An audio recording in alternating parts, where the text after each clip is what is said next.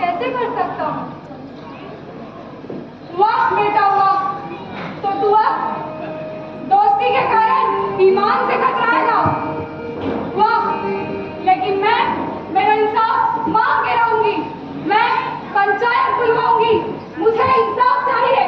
मैं पंचायत बुलवाऊंगी। रुको खाला, रुको खाला, खाला रुको।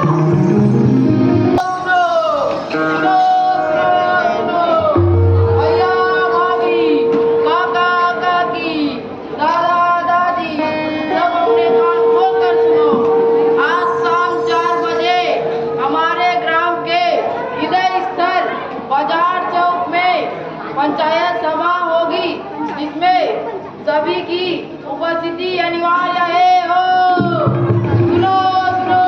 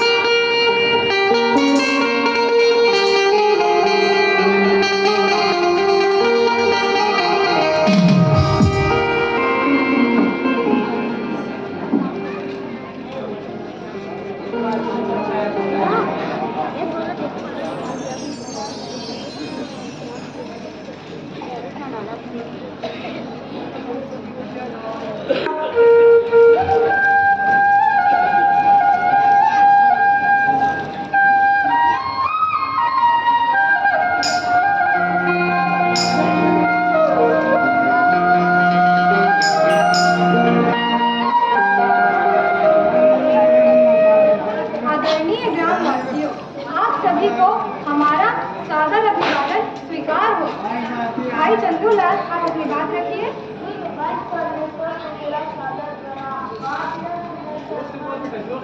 बात यह है सरपंच जी की शादी में मोहन की मां ने मोहन को मोह को पकड़ा, इसलिए उनका मोह टूटना जायज नहीं है। यह प्रकरण आपके समक्ष विचारों में। हाँ हाँ सही बात है। विधवा स्त्री को मोह सौंपने का अधिकार नहीं है। विधवा होना किसका अपराध है, पुरुष का या महिला का? विधवा होना महिला के कर्मों का ही परिणाम है। अच्छा, आप लोग यह बताएं, यदि पुरुष सदस्य का शराब के नशे में कहीं एक्सीडेंट हो जाता है, तब उस स्थिति में दोष किसका है, स्त्री का या पुरुष का?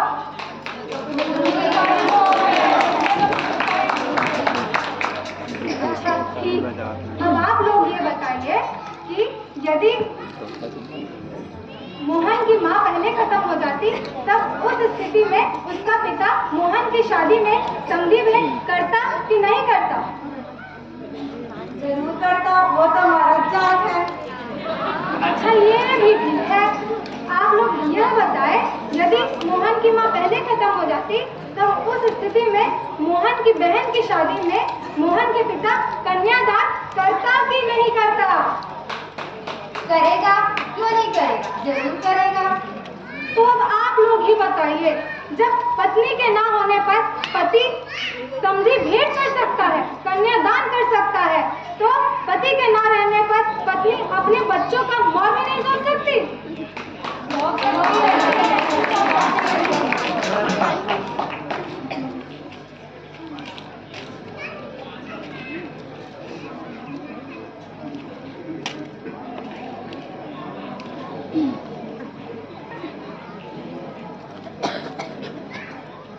समस्त पंचों का यह मत है कि 7 जन्मों तक साथ निभाने का फेरा लेने वाला पति यदि बीच में ही दुनिया से विदा हो जाता है, तब उस स्थिति में हमें उस स्त्री के साथ सहानुभूति प्रेषित करना चाहिए, ना कि उनके साथ हमें दुर्व्यवहार करना चाहिए और उन्हें अपने पुत्र या पुत्री के शादी एवं अन्य मांगलिक कार्यक्रमों में हर प्रकार की रस्म अदा करने का पूरा अधिकार होना चाहिए।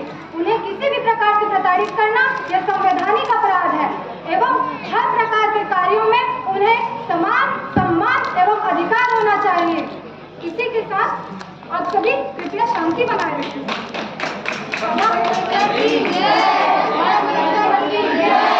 माला, अब आप अपनी बात रखिए।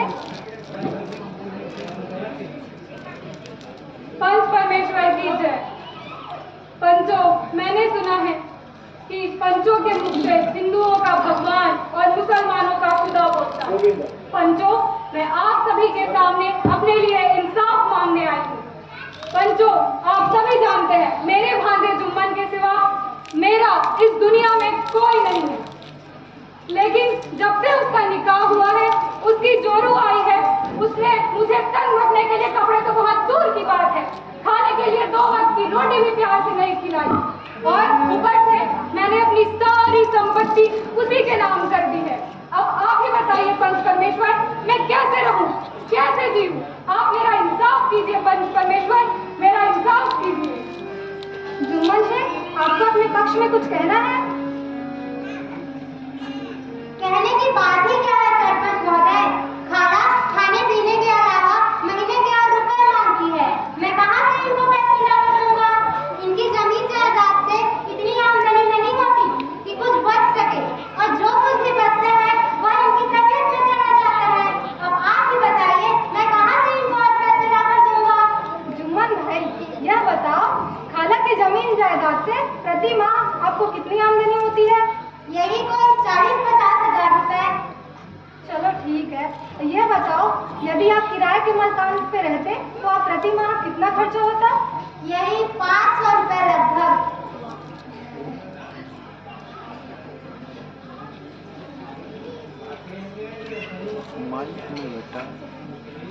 अरे देख लिया जुम्मन मियां, दोस्ती का नतीजा। नासिर भाई, आज इस अरबू चौधरी को क्या हो गया है? यह तो मुझे ही घेरने में लगा हुआ है। वही तो देख लिया, आपकी दोस्ती का नतीजा।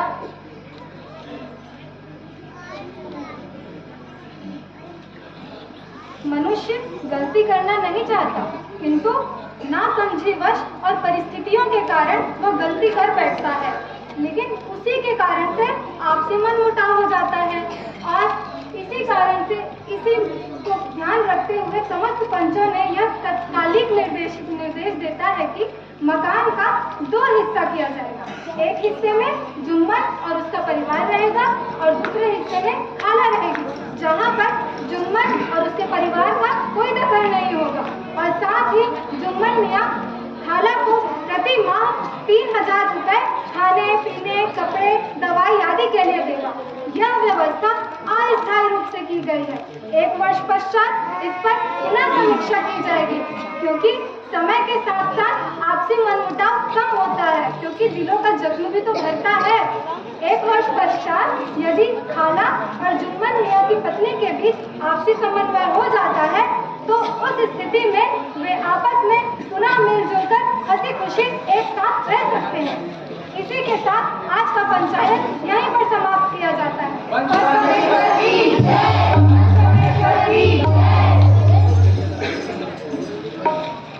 भैया, इसे कहते हैं न्याय। दूध का दूध और पानी का पानी कर दिया, क्यों भैया? हाँ भैया, दूध का दूध और पानी का पानी हुआ। न्याय के लिए दोस्ती को बीच में नहीं आने दिया भैया। क्यों भैया? हाँ भैया सही बोल रहे हो। चलो चलते हैं भैया। श्री नेत्राम पटेल जी की ओर से 50 रुपया भेंट हुआ है। बोल उनकी श्रद्धा भक्ति की जय। देख लिया तुमने किया दोस्ती का नतीजा। दोस्ती के नाम में इतनी बड़ी गद्दारी करेगा, मैंने यहाँ कभी नहीं सोचा था। इसको तो मैं मजा चखा कर ही रहूंगा। वक्त अभी आएगा नहीं मियाँ, वक्त तो आ गया है। आपको तो पता ही है 1 महीने बाद पंचायत चुनाव होने वाला है और लालू चौधरी तो आपको सरपंच बनाने के चक्कर में सरपंच का फॉर्म ही नहीं भरा है। सही कह रहे हो नासिर भाई, इस गांव में मुझे हराने वाला कोई माइका लाल नहीं है। अब मैं इसे मजा चखाऊंगा। हाँ कोई माइका लाल नहीं है। पंच परमेश्वर की जय। बेटा मुझे तुमसे यही उम्मीद थी। खाला, पंच किसी का दोस्त या शत्रु नहीं होता। पंच तो हमेशा न्याय के साथ होता है, न्याय के साथ। चलिए खाला। पंच परमेश्वर की जय।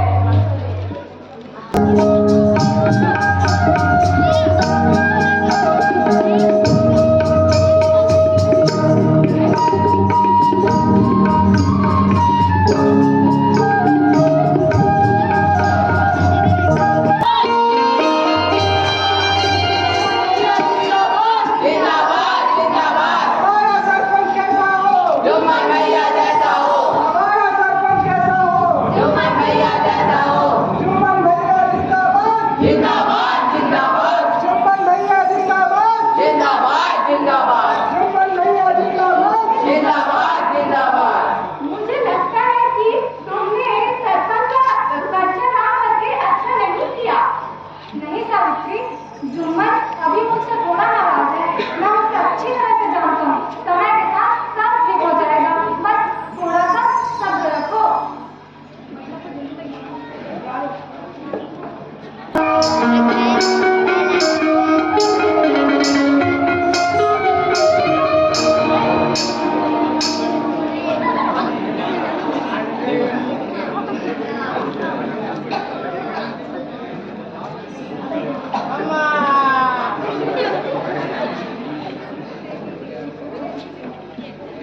ये क्या हुआ?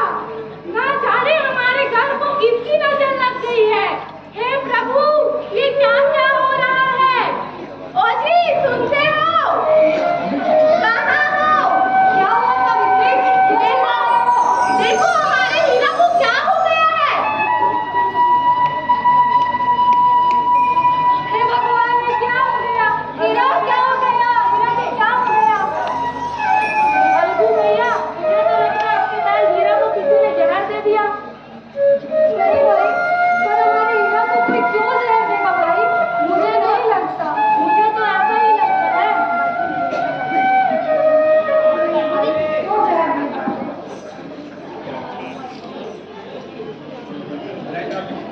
श्री विकास कुमार साहू जी, श्री श्याम कुमार साहू जी रायपुर एवं श्री गोधन साहू जी की ओर से 500 रुपये का सम्मान राशि इन बाल कलाकारों को प्राप्त हुआ है। बोले इनकी श्रद्धा भक्ति की जय।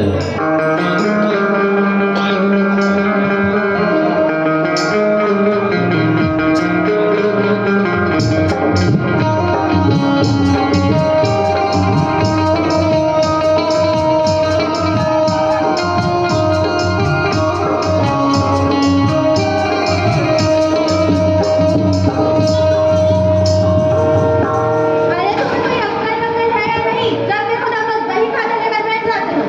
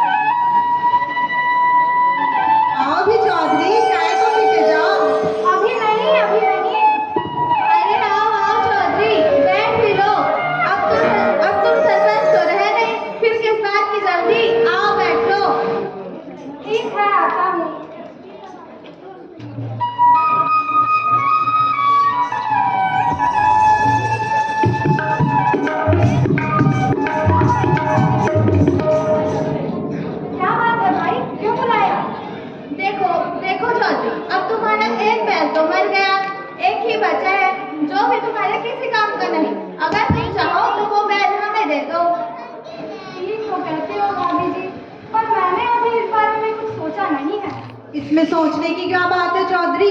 एक अकेला बैल रहेगा, खाली रहेगा, बीमार पड़ जाएगा। उससे अच्छा मेरे पास दे दो, ताकि वो कुछ काम करता रहेगा तो ठीक भी रहेगा, और इसके बदले में तुम्हें पैसे भी तो मिल रहे हैं। ठीक है साहू जी, आज से मोती आपका हुआ, पर लेन देन की बात ही तो कर लो। देखो चौधरी, धंधे में तो अभी थोड़ी मंदी चल रही है, पर मैं तुम्हें पैसा 1 महीने के अंदर दूंगा। ठीक है, आधे पैसे 15 दिन में और पूरे पैसे 1 महीने में दे देना। पर यह तो बताओ कि कितने पैसे दोगे? देखो, एक बैल की कीमत तो कोई होती नहीं है, फिर भी मैं तुम्हें 20,000 रुपए दूंगा। कम है भैया, बहुत कम है।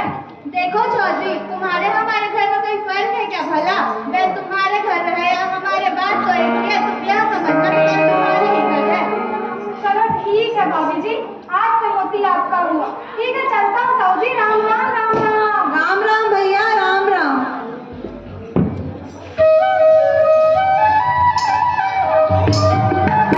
सौर्य, लेयांश और यांशिका नया रायपुर से आप हैं। 50 रुपये का सम्मान राशि आपकी तरफ से बाल कलाकारों को प्राप्त हुआ है। बोले इनकी श्रद्धा भक्ति की जय।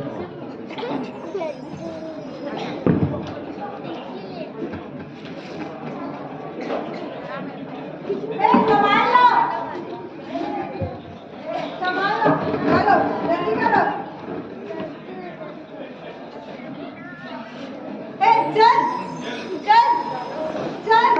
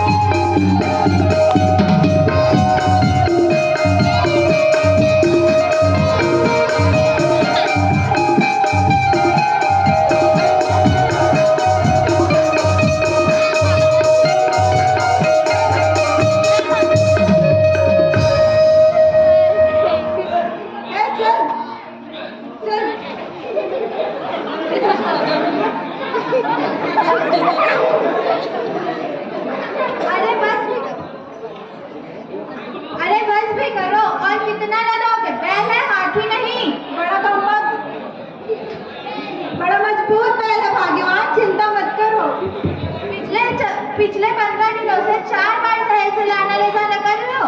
इस चक्कर में बैल को ढंग से खाना भी नहीं दे पा रहे। ऐसे ही चलता रहा तो बैल बढ़ जाएगा।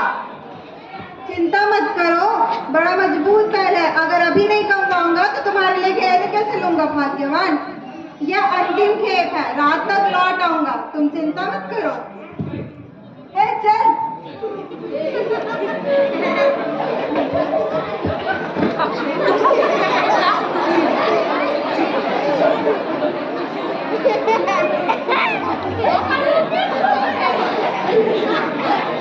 संभाल लो।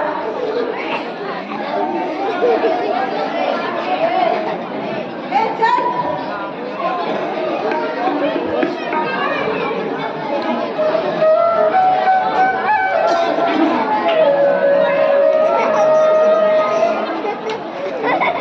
क्या कर रहा है? जल्दी चल, चल। ए चल।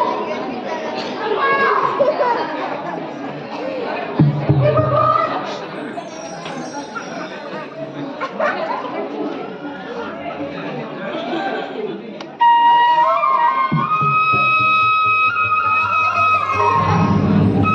क्या करूं मैं? आधे रास्ते में सब मत पड़ गया। मैं क्या करूं?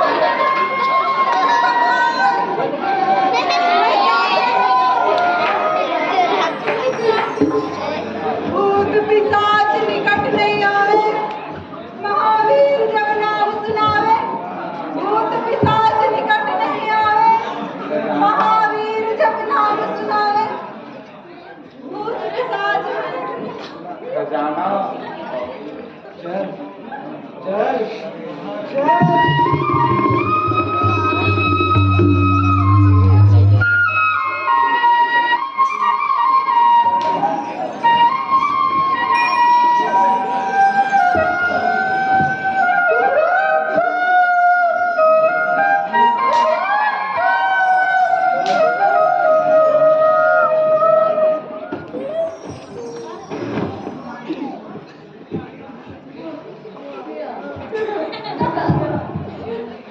हे भगवान, कहाँ गया मेरा सामान? मैं टूट गया, मैं बर्बाद हो गया। हे भगवान, अब मैं क्या करूं? मैं टूट गया।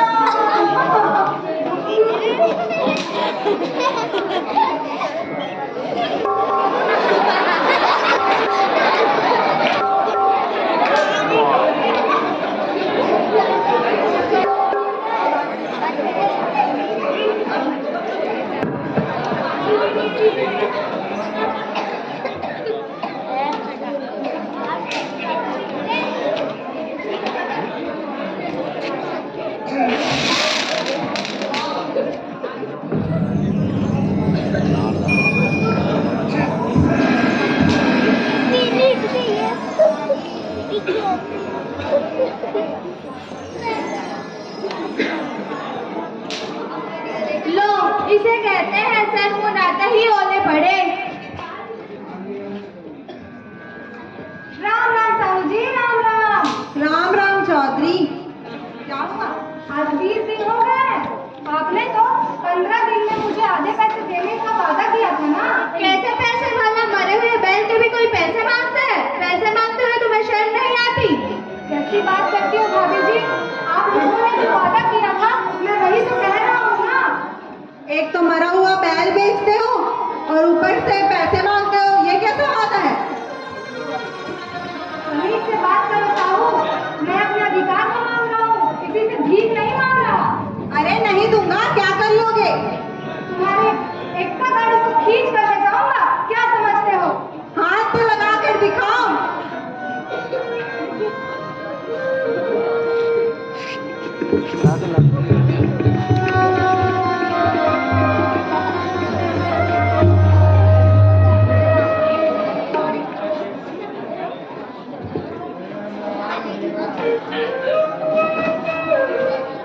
अरे क्या कर रहे हो? ओए, छोड़ो, छोड़ो, छोड़ो। अरे अरे, आपस में क्यों लड़ते हो? अगर कोई बात है तो पंचायत में करो। आपस में लड़ने से क्या फायदा? ठीक कहते हो, अब बात पंचायत में ही होगी। ये क्या बात कर रहे हो नासी? तुम मुझे मरवाओगे क्या? चिंता मत करो साहू जी, अब अलकू चौधरी का दिन नहीं अलगू चौधरी से बदला भी तो लेना है। देख ये कहीं बर्बाद नहीं होगे। नहीं नहीं, ऐसा कुछ नहीं होगा।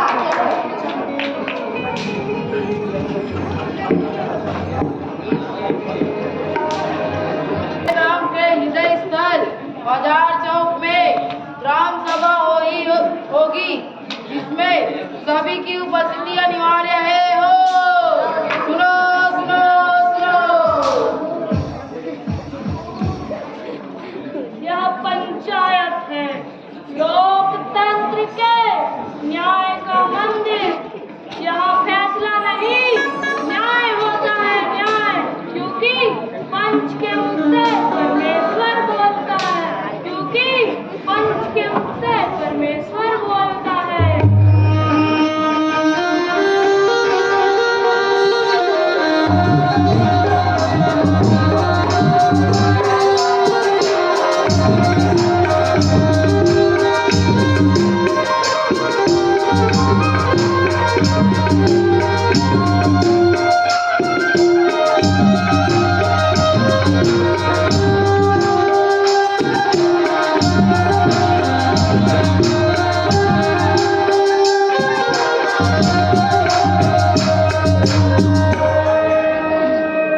आदरणीय ग्रामवासियों, आप सभी को हमारा सादर अभिवादन स्वीकार हो।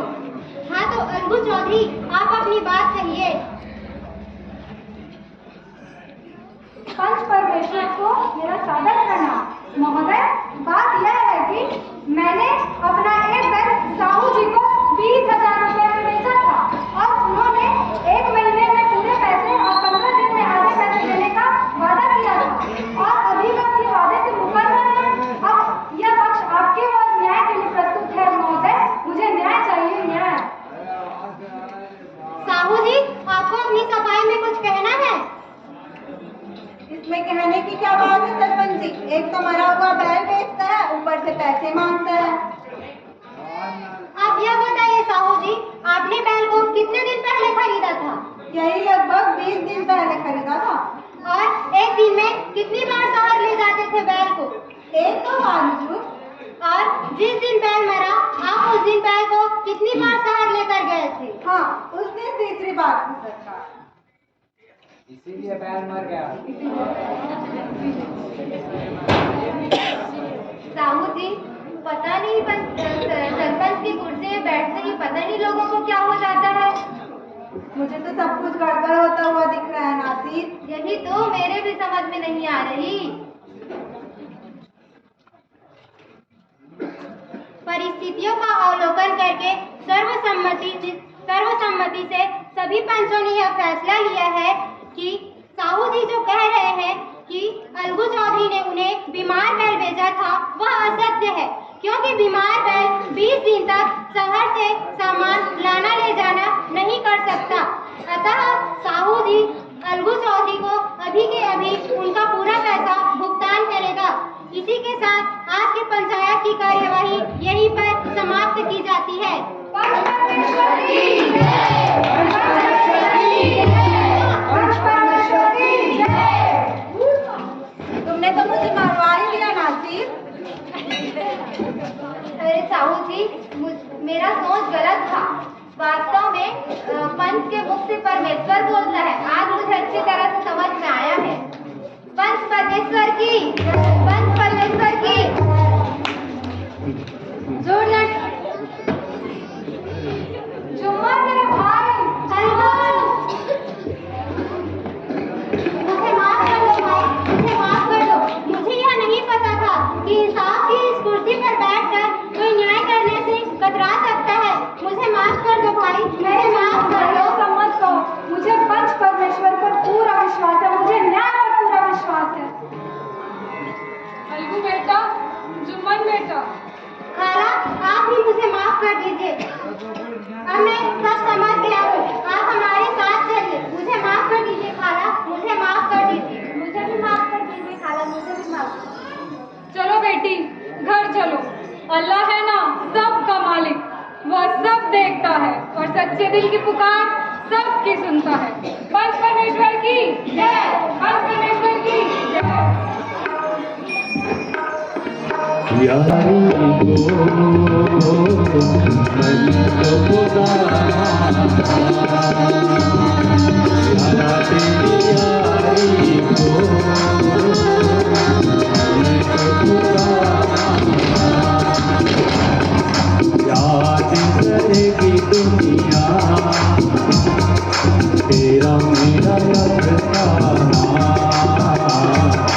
यारा ग्रीन बाल कलाकारों का इतनी कंजूसी क्यों भाई, आपके ही बच्चे हैं, और जोर से ताली बजाइए।